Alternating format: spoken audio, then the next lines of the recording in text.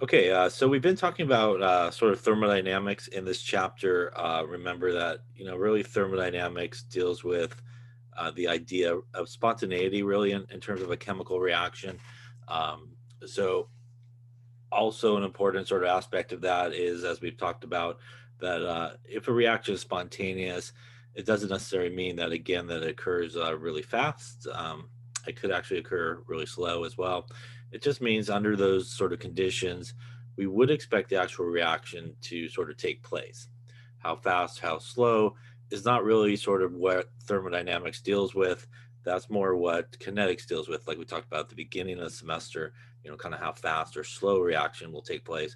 So here we're really just looking at sort of under these certain conditions, would we expect, a reaction to actually happen? And again, if it does, then it's considered spontaneous. Obviously, if it does not occur, it's considered non-spontaneous in terms of it being um, a reaction that's going to sort of naturally occur.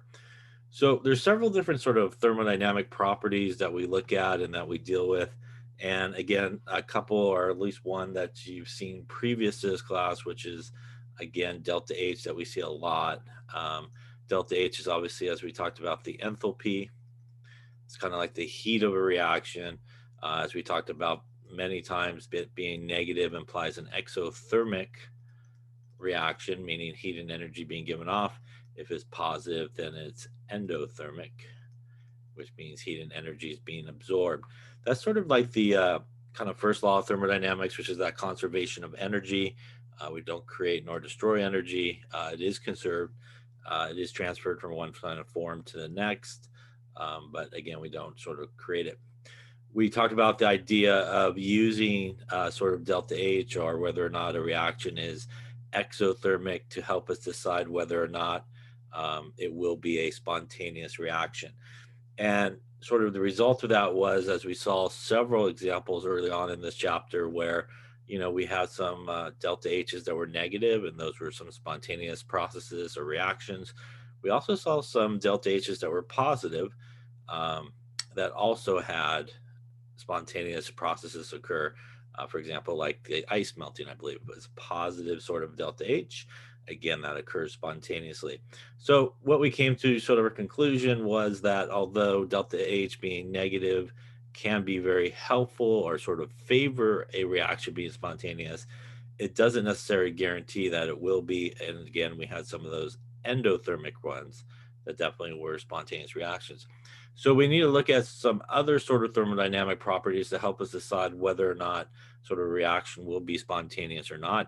And that's sort of where we got to our delta S, which is the change in entropy.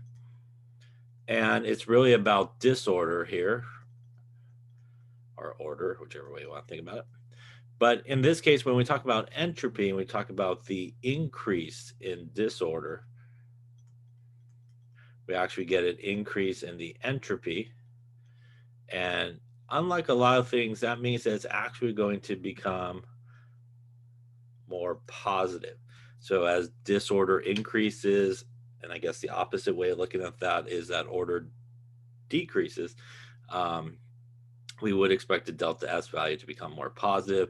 Opposite is true if our disorder decreases, which basically means we have more order.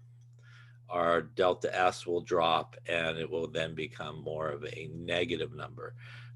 Remember as well that you could kind of make a prediction in terms of the reaction based on gas molecules, if there's gas molecules involved. Again, if we get more gas molecules on our final side, the product side, then what we started with, the increase in disorder is going up, and we would expect it to be a positive delta S for the reaction. Vice versa, if we kind of consume more gas molecules than we produce, then we would expect a lot more order, right? And changes of state is a very common place where we can kind of see the changes in disorder that are occurring. As you go, obviously, from solid to liquid, a lot more movement, a lot more energy, and that is increasing the disorder. If you go from liquid, obviously, to gas, everybody's broken apart from each other. They're flying around crazily, and obviously, they have a lot of energy and a lot of entropy. Um, we talked about entropy kind of like three ways, if you will. There is the change in entropy of the system or the reaction, and that is basically taking your entropy values of your products minus your entropy values of your reactants. And that's pretty much go to a table and find the values.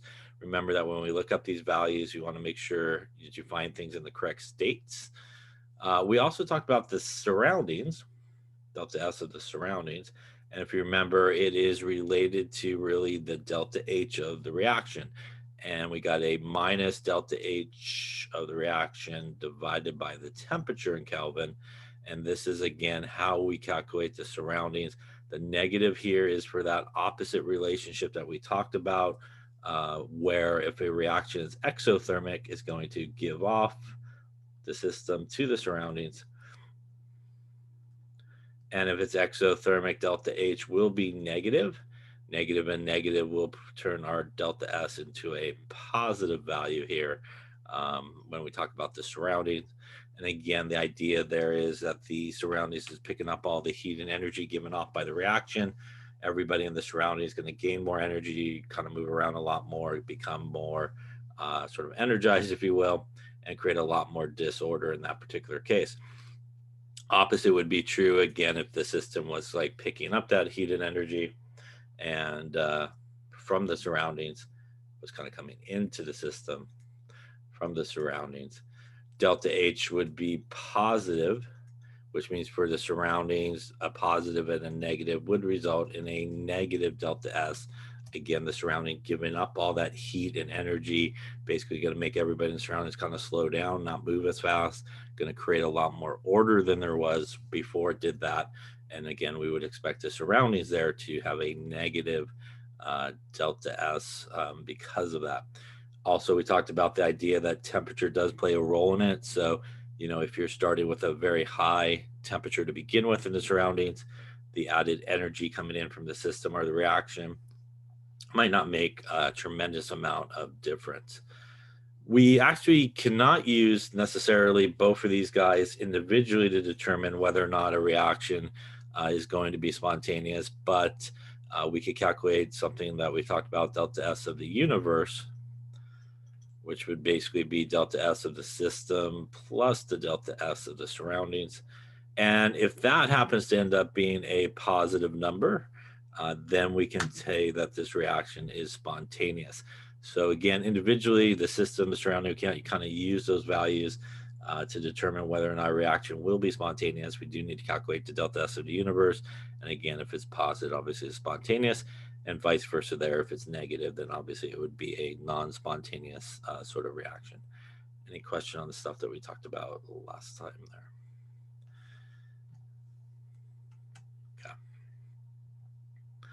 So kind of finish up a little bit here about entropy. Sort of the third law of thermodynamics basically states that the entropy of a perfect, basically crystal, is zero at the absolute zero of temperature.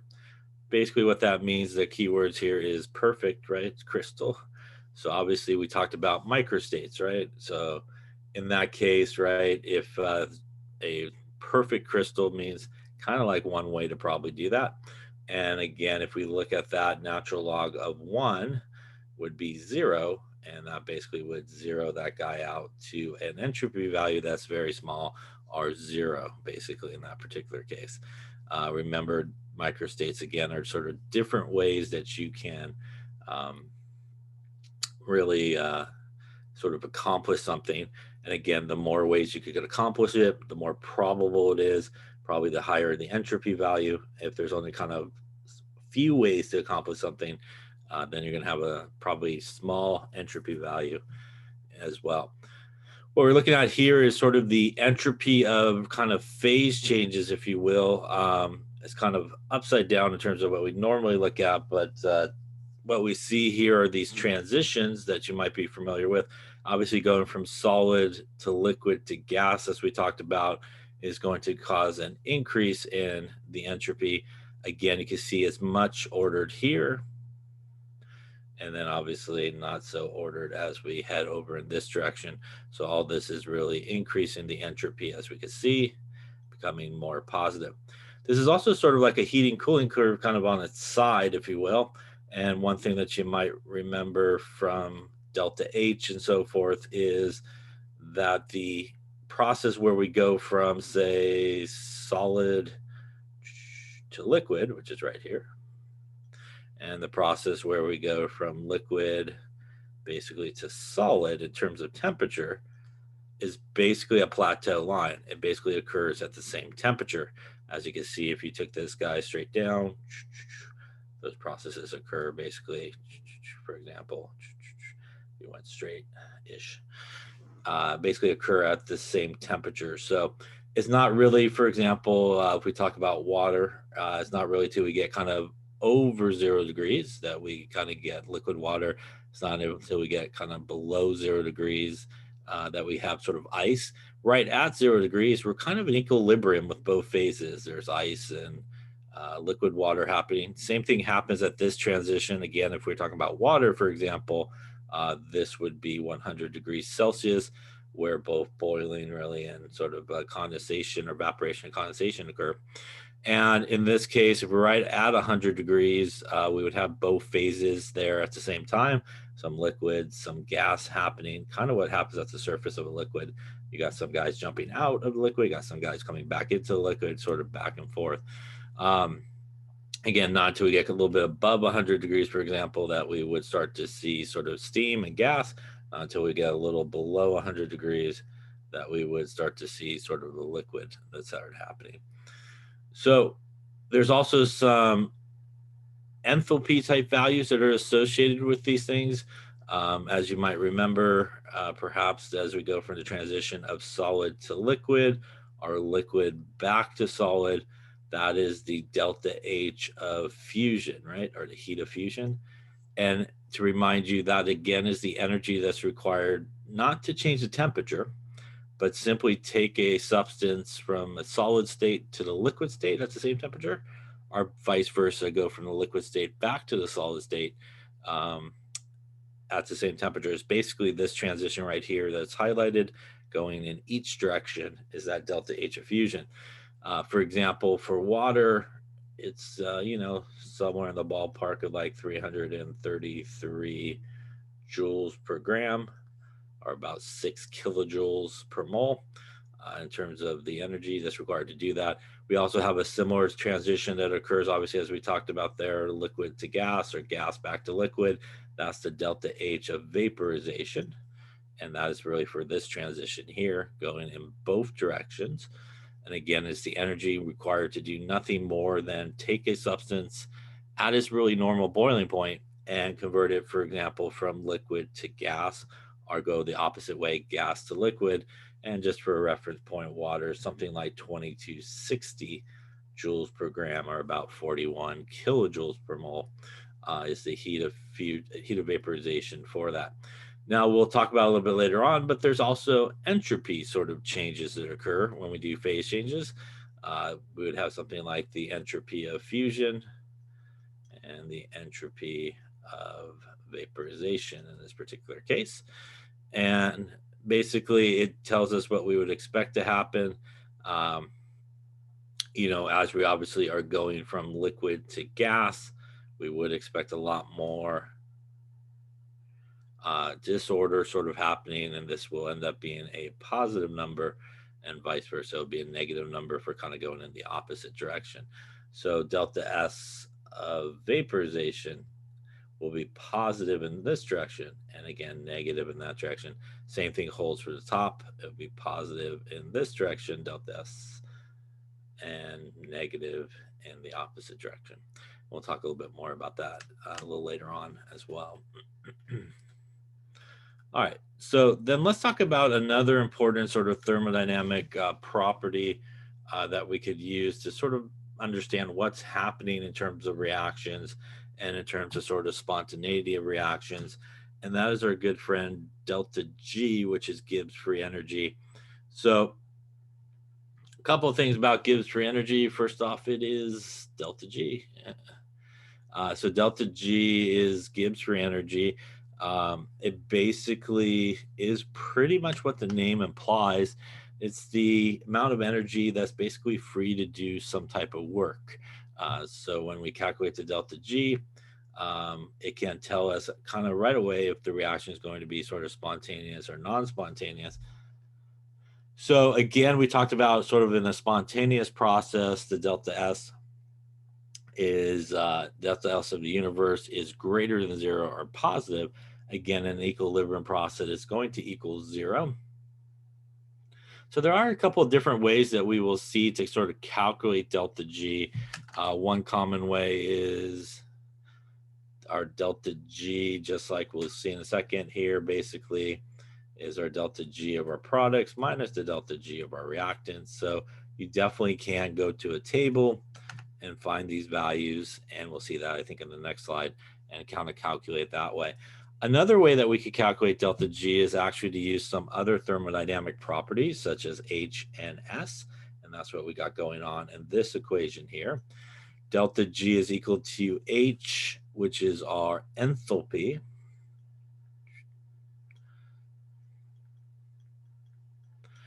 minus T, which is obviously our temperature in Kelvin, and our S, which is our entropy.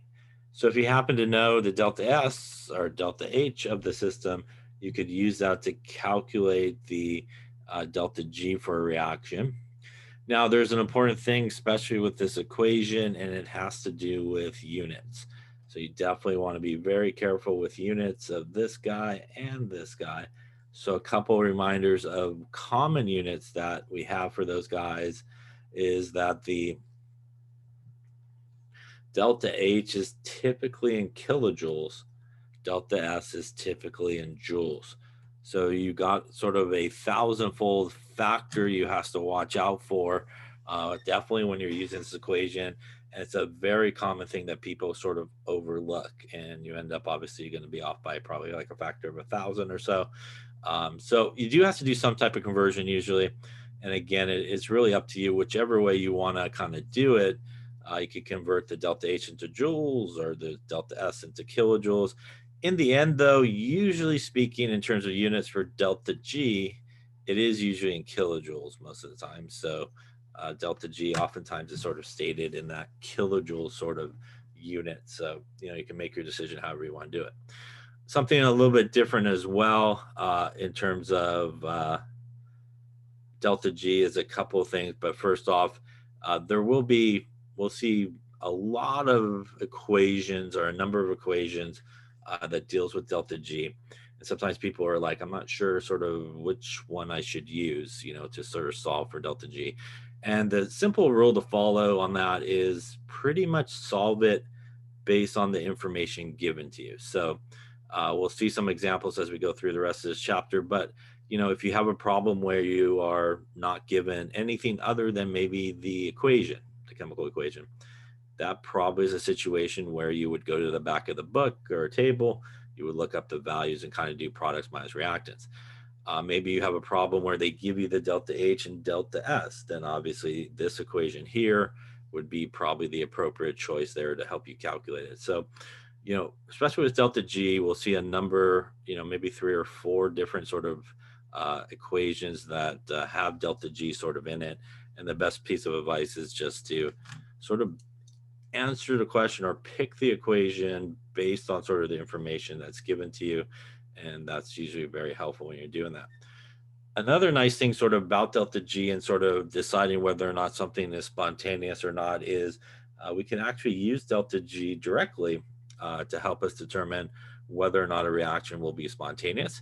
So if we calculate delta G and it is negative, then pretty much the reaction is spontaneous in the forward direction. So going from reactants to products is what we would expect to happen.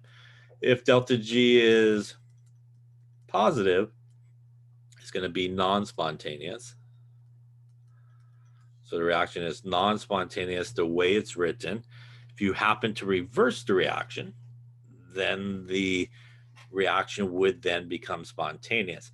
And that is because, kind of like delta H, if you will, so if you have A plus B goes to C plus D, delta G for this guy is positive. If you reverse that reaction and go C plus D goes to A plus B, you, much like delta H, change the sign of delta G, and basically you'll end up with something that will become spontaneous in the reverse direction. So, it is non-spontaneous the way it's written, but if you flip the reaction around, you can make it sort of spontaneous at that point, and delta G will equal 0 there at equilibrium type reactions. So, as I mentioned earlier, or just a second ago, another very common way that we calculate delta G is simply using what is sometimes referred to as the delta GF, or standard free energy of formation. I'll spit that out. Delta GF. So these are kind of table values, basically.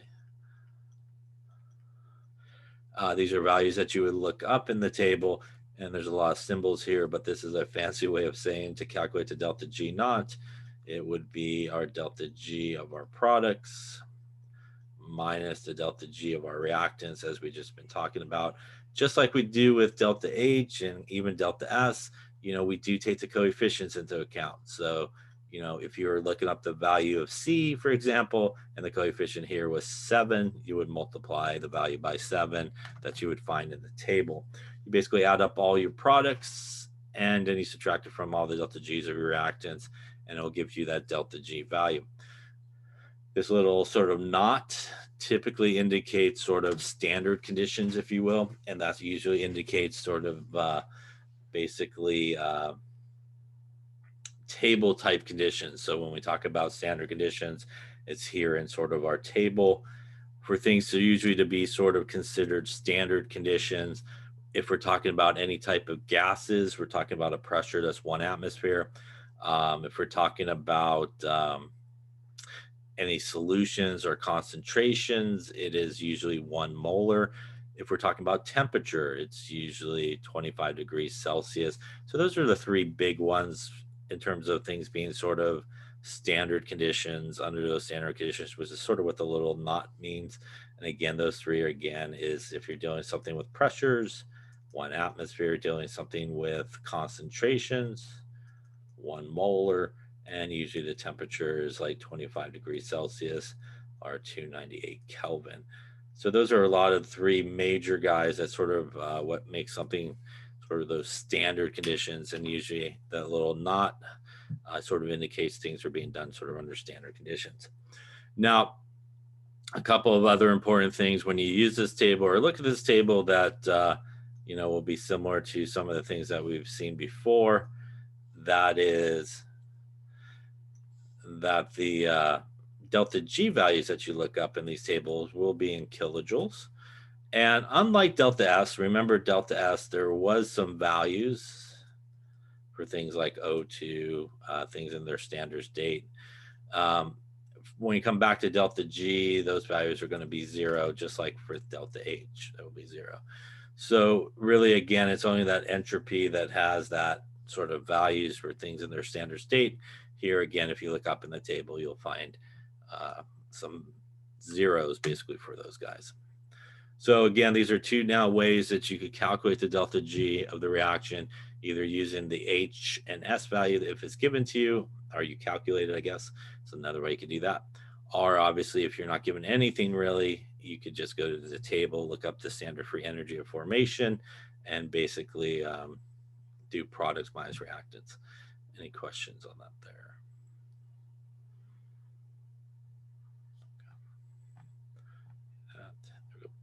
All right, so why don't you take a second here and see what you come up with. What is the standard free energy for the following reaction?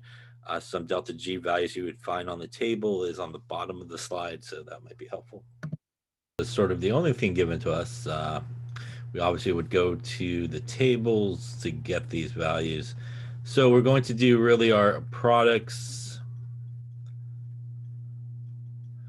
minus our reactants.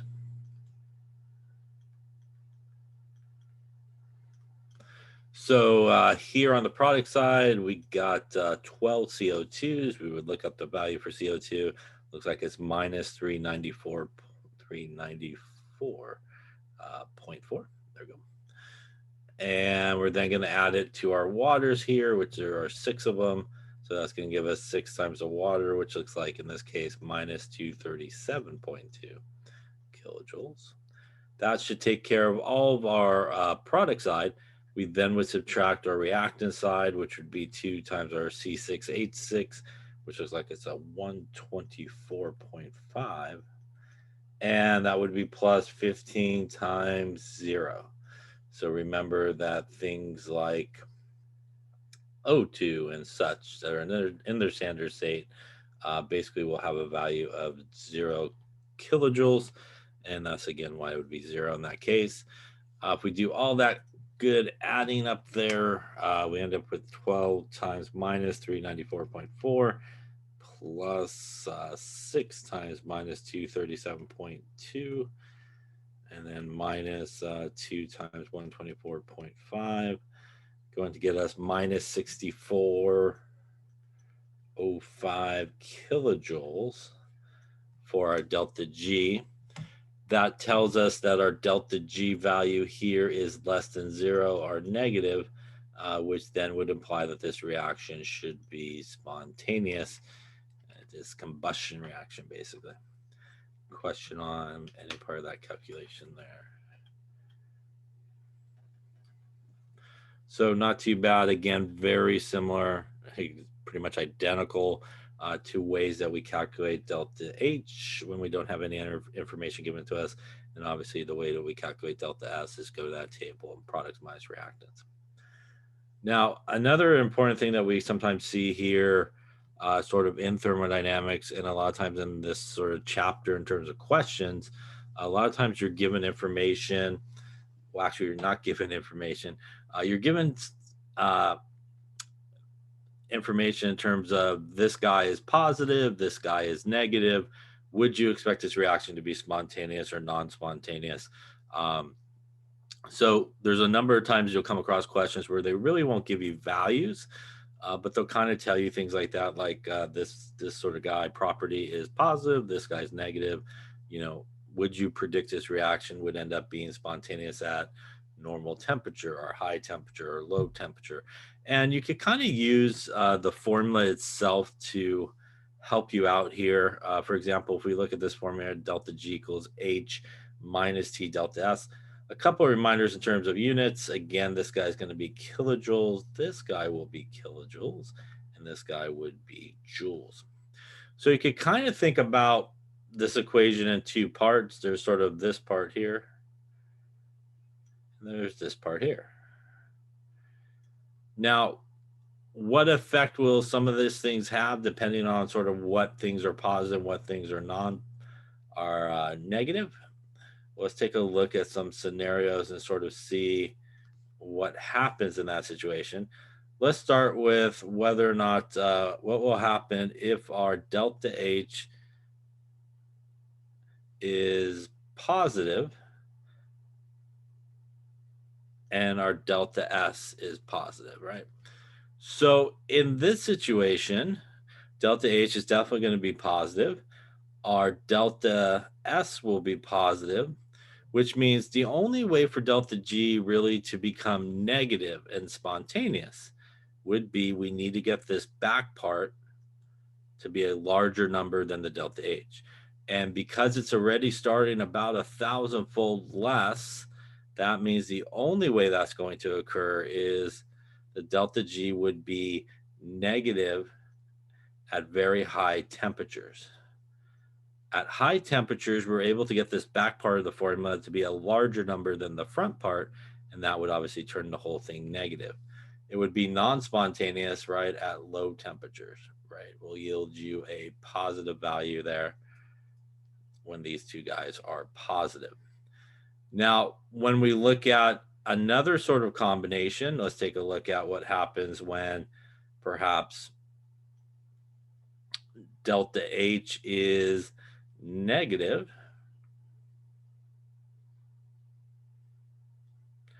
and delta S is positive. So let's take a look at that combination. Well, delta H being negative and delta S being positive means that no matter what you do for the temperature, we are always going to get a negative value because temperature will be positive. S is here is positive, which makes the entire back part of this negative plus a negative on the front. So at any temp, we would expect a negative delta G in that arrangement because of that. So let's see what happens in our other sort of combinations here. In this case, we would have a, let's see here, we'll go with a positive delta H and a negative delta S. So with a positive delta H and a negative delta S, at any temperature, we are going to yield a positive delta G. And that's because with our delta S being negative, negative plus the minus turns the back part into a positive number. And with our delta H being positive, that means at any temperature, you will yield a positive delta G in that particular case. And our last sort of combination would be here a negative and negative. So I think that's the only one we didn't do, negative and negative for each of these things. Well, turning the back part into a negative makes the back part positive. And what that means is at low temperatures, that should allow the delta H to be a larger number. So at low temperatures, we would expect the delta G to become negative. But if we have a negative delta S and a very high temperature, that could be enough to turn the back part into being a larger number than the front part. And we will end up with a positive value here if we ended up with a negative and negative. So there are some ways, you can kind of look at just the formula and figuring out signs and stuff like that, whether or not something will become spontaneous or is non-spontaneous, just based on looking at it. Sometimes on those questions, it's confusing for students. So, sometimes it's just good to throw in some fake numbers if you want, into the formula, and you can kind of see what will happen in terms of signs and stuff like that. Any questions on those guys?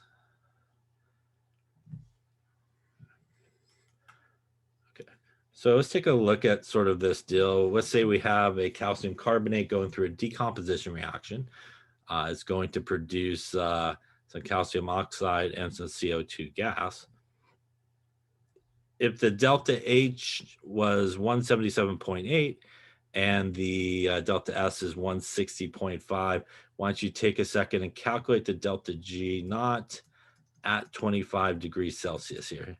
So take a moment here, calculate it, and determine whether or not at 25 degrees Celsius, this reaction is spontaneous. Let's take a look here and see what's going on. So obviously, as we were talking about before, our kind of multiple delta G sort of formulas, clearly we're given here a delta H and a delta S, which means probably the correct formula we should be using here would be the one that obviously has both of those guys in it.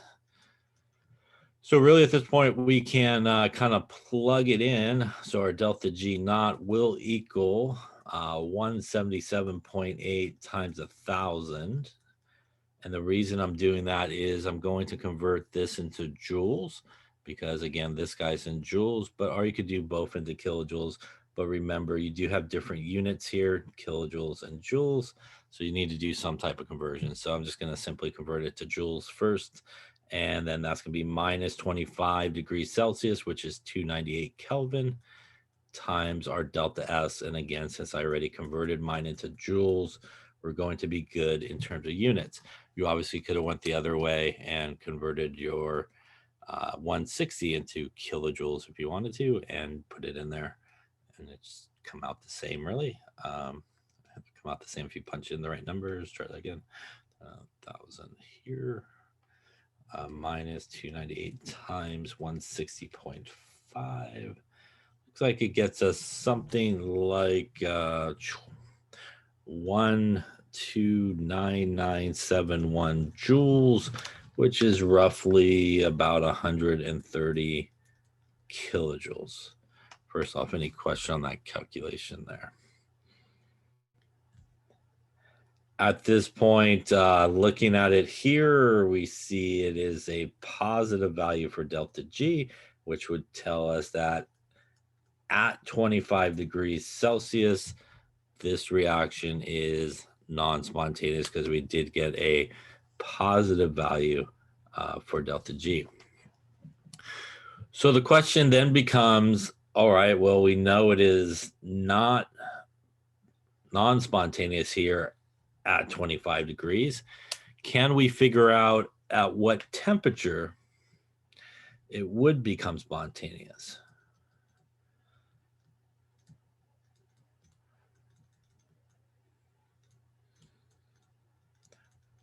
And the answer is, yeah, we actually can. So coming back to our formula here, we can actually use this formula to help us determine, at what temperature this reaction would become spontaneous. So looking at our delta G is our delta H minus T delta S. What do we know about it becoming spontaneous, or what needs to happen for it to become spontaneous? Well, we know that this number here needs to end up being a negative number. And we know from a number line, negative is to the left there of 0. So we can actually set this guy equal to 0, and that would get us delta H is minus T delta S. This again is going to allow us to perhaps figure out at what temperature will it be below 0, basically. By rearranging this, moving the T delta S to the other side, and dividing by the delta S, that gives us that T is equal to the delta H divided by the delta S. And those are two values that we obviously have in this particular case. And when we put those guys in here, again, we got to watch units. So I'm going to multiply by 1,000 one more time to convert it to joules. I'm going to leave my bottom guy in joules there. And when we do that, we take 177.8 times 1,000, and we divide it by our 160.5, gets us approximately 1,100 and where are we at there? 1,108 Kelvin, as that's Kelvin from the units that are there. Which, if we take the 1,108 Kelvin, that is technically the minimum temperature at which this reaction will then turn spontaneous. If we want a minus 273 there, tells us 835 degrees Celsius is really the minimum temperature for this reaction to turn spontaneous. First off, any questions on the calculation part there? Well, let's see if this sort of makes sense based on sort of the other information that's given to us. Well, what we're looking at here is a graph of the pressure of CO2 and the temperature in Celsius. In this reaction, the only thing that is a gas is the CO2, which means the CO2 is the only thing that should cause pressure. And since it is a product, the only way it would be available to cause pressure is that if the reaction basically was spontaneous and headed in this direction. It needs to go in that direction to make some CO2. When it makes some CO2, we can see some pressure. So if we look at the graph here, we do see right there, 835, just like we calculated, is the point where basically this reaction will turn spontaneous. We actually start to see pressure occurring here, right? And it's not until we really make sufficient amount of CO2 that this reaction is spontaneous, and that is a very hot temperature. You may be wondering, isn't it starting like kind of back here? And the answer is, yeah, it is starting to form some product, but it doesn't reach that sort of standard state in terms of pressure of 1 atmosphere until about here. So that's like your standard pressure state at that point of 1 atmosphere. So it sort of reaches proper sort of standard conditions at 835. Heading in there, yeah, it does start to make a little bit of product, start to record, but really at that point, it really hits those sort of standard conditions. Any questions on that? So this is very useful. As you can see, we could use it to determine if a reaction is spontaneous. And if it's not spontaneous, we could actually use it to figure out at what temperature would we expect this reaction to really turn spontaneous. To tie this into what we were talking about a second ago about just looking at the reactions or the formula and determining whether or not we could predict if a reaction would be spontaneous. So if we looked at our equation here, delta G is equal to delta H minus T delta S. Our delta H value here was positive. Our delta S value here was positive. So if you remember, just looking back on this, in that situation, when they're both positive, the reaction would only be spontaneous at very high temperatures. At regular temperatures, it would end up being non-spontaneous and give us a positive delta G. And that's exactly what we saw here. At sort of regular low temperature at 25 degrees Celsius, this was not enough to really overtake the delta H, and we ended up with a positive delta G. When we really increase the temperature, I would say that's a pretty high temperature, at 835 degrees Celsius, that is enough temperature component to make the back part here become a larger number than the front part and turn our delta G into negative. So again, it does follow what we talked about in terms of predicting here.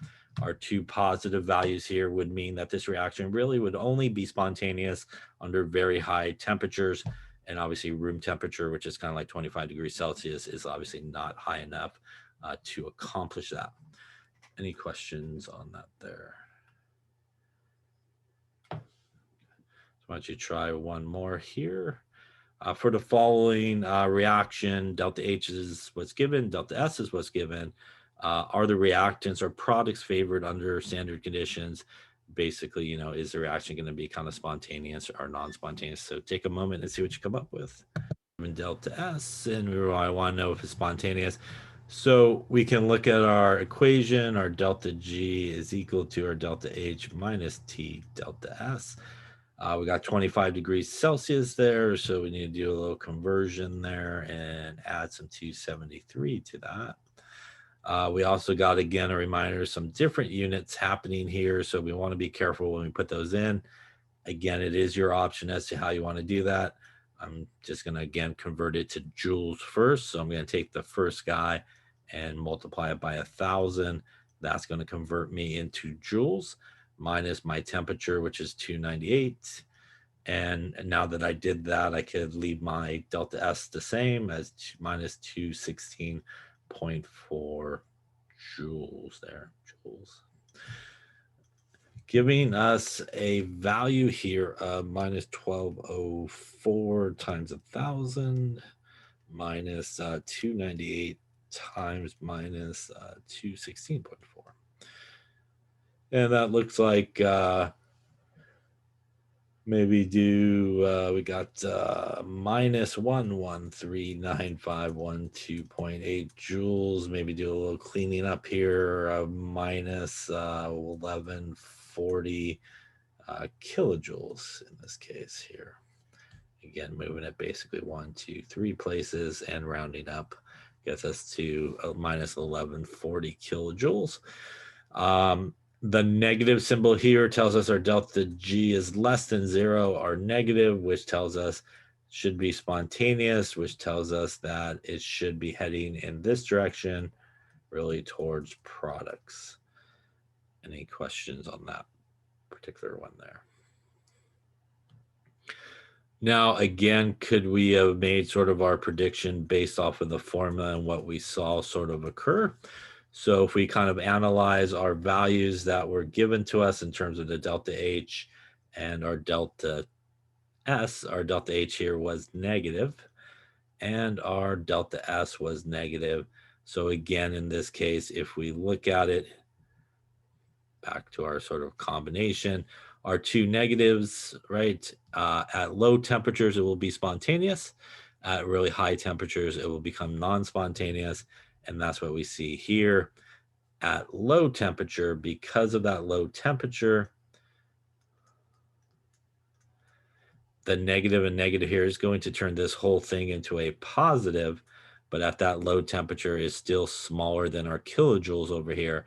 Remember, and again, one's kilojoules, one's joules, and that allows the overall delta G to become negative in this case. So again, you could kind of use those predictions. You could think about those predictions and they could kind of help you, make sure you determine maybe if your calculation went correct.